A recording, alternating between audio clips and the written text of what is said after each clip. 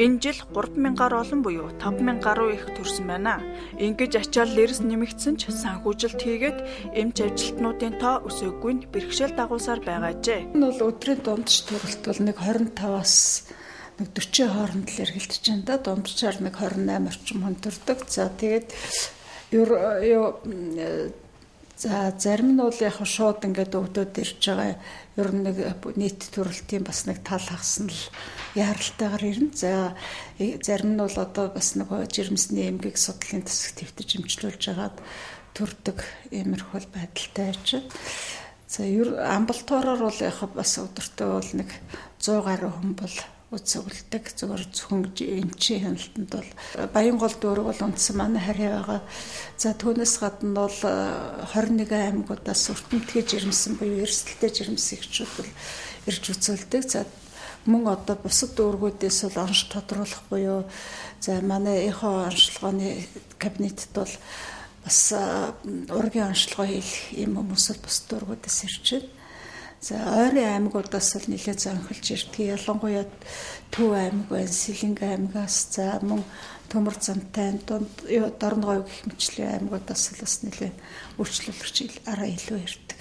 За хөдөө орон нутгаас ирж байгаа хүмүүс бол ихэвчлэн одоо эрсдэлтэй жирэмсэн эхчүүд бол манай нөхөрчгөн зөвлөх поликлиникт үзүүлж хянуулж байгаад бол төрж байгаа. За зарим нэг нь бол үнэхээр одоо төрхийн өмнө болон төрөлтийн дараа хүндэрсэн эхчүүд бол шууд одоо эмнэлгээс эмнэлэгт шилжиж ирж байгаа. За тэгэхдээ улсын хэмжээнд бол манайх зүрх судасны эмгэгтэй эхчүүдийг бол бас хүлээж авах юм сайдын тушаалтай. За мөн тийм одоо эмгэгтэй эхчүүд бол төрхөөс өмнө ирж амрах байранд байх буюу нөхөрчгөн зөвлөх поликлиникийн хяналтанд байж төрдөг.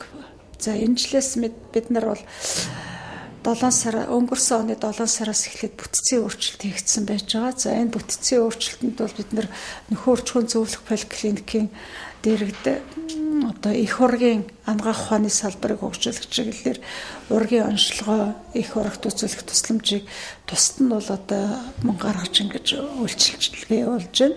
Ер нь бол яхаа одоо улсын хэмжээнд үндэсний хэмжээнд үйлчилдэг гэдэг утгаараа бол нэлээд хүндрэлтэй ургийн талаас ч болоод эхийн талаас хүндрэлтэй хүмүүс л манайд үйлчлүүлдэг.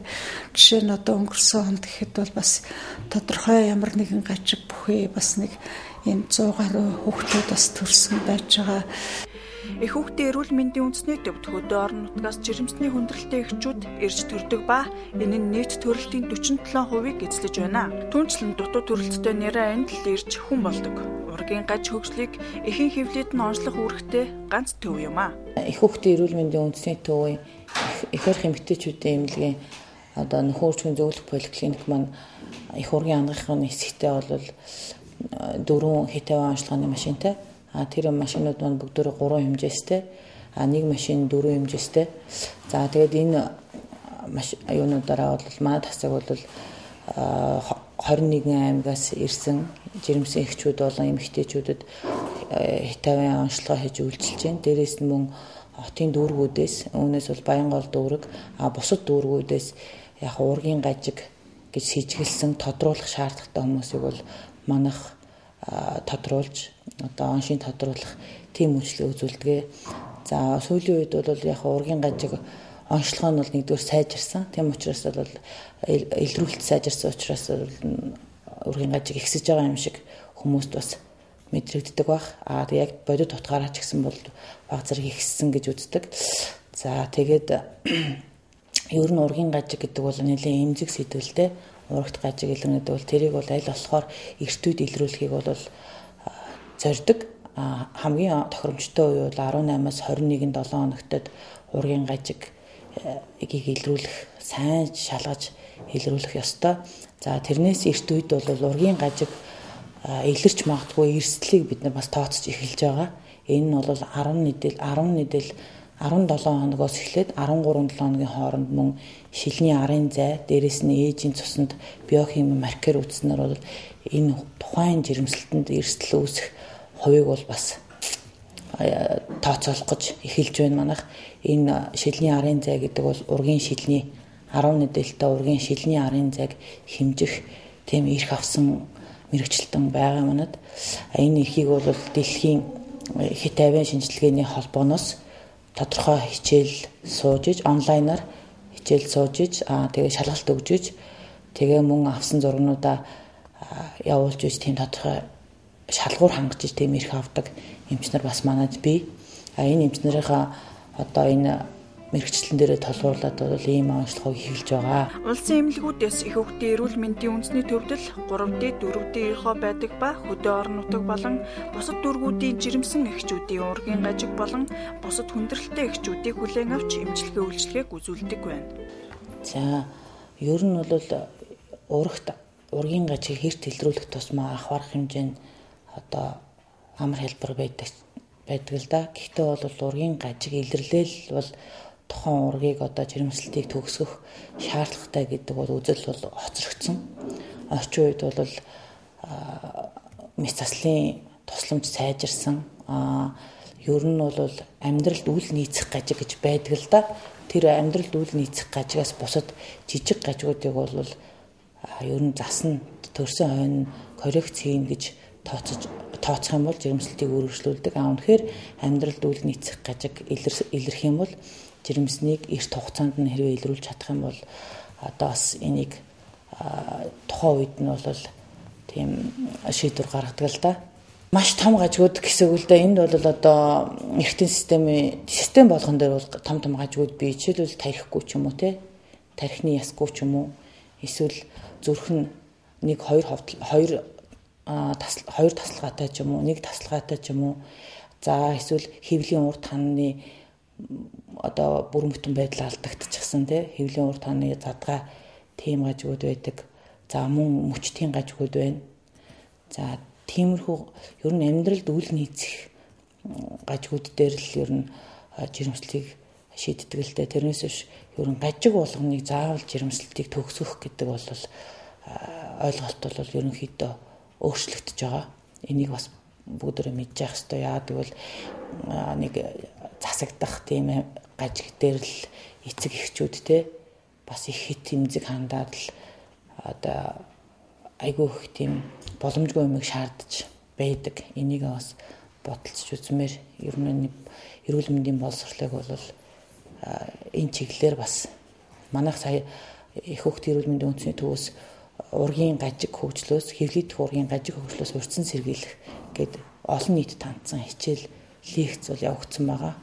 Нэг 10 хоногийн өмнө хүмүүс бас дахиад энэ бол үргэлжлээ явагдана. Хүмүүс өргөнөөр оролцоосаа гэж бодож байна. Эхийн ургийн гажиг төрөлтөнд нөлөөлөх хүчин зүйлүүд олон байдаг бөгөөд манай хүн амын дунд удамшлын өвчин, архи тамхины өндөр хэрэглээ, Улаанбаатар болон бусад аймагуудын төвүүдийн агарын бохирдол, хоол хүнсний буруу хэрэглээ, алт холборлох, мөнгөн ус, цианид натр хэрэглэх зэрэг зүйлүүдээс нөлөөлөн гажиг төрөлт нэмэгдсэн үнэтэй байна.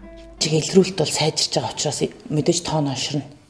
Дээрээс нь нөлөөлж байгаа хүчин зүйл бид нар юун дотор амьдарч байгаа вэ те? Бүүн утаан үнээр ханиад томон дотор амьдарч байгаа. Ер нь вирусын халдвар, дээрээс нь эмийн үйлчлэл, за дээрээс нь удамшлын хүчин зүйл гэдэг ер нь бол маш олон нийлмэл хүчин зүйлүүд нөлөөлж иж ургийн гажигт хүргэдэг.